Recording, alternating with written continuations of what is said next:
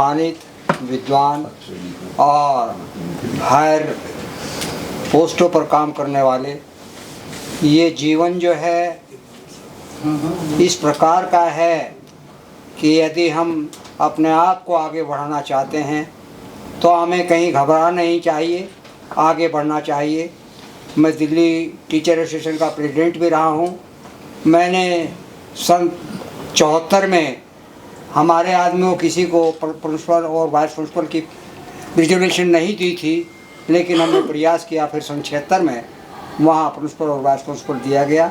तो जो भी संघर्ष जीवन में करना हो, मैं बचपन से ही थोड़ा ये सोचता था गांव की स्थिति कैसी है, क्या है।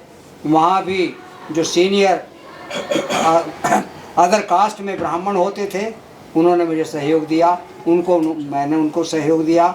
मुझे उन्होंने टीचर रख दिया था 58 में ही, जब मैंने ग्रेजुएशन किया। फिर मैं यहाँ दिल्ली में आ गया, टीचर बन गया। तो इस तरह से दिल्ली यूनिवर्सिटी से ला किया और यही फिर रिटायरमेंट के बाद में मैंने अपने आप को ये सोचा कि मैं भी अप्लाई कर, नवाब साहब कहने लगे अप्लाई कर दो, तो मेरा वो जुडिशरी में भी नंबर आ गया था। फिर 65 साल की उम्र में फिर दोबारा रिटायर हुआ।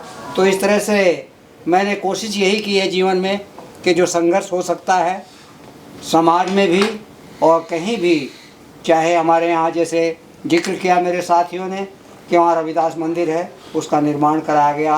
हर प्रकार से इधर उधर से हम जाते हैं। करोल बाग में जैसे उस मंदिर के जाने के बाद में अभी एक झगड़ा उधर चल रहा था, उसमें भी गए, उसमें समस्या चल रही है रविदास मंदिर की।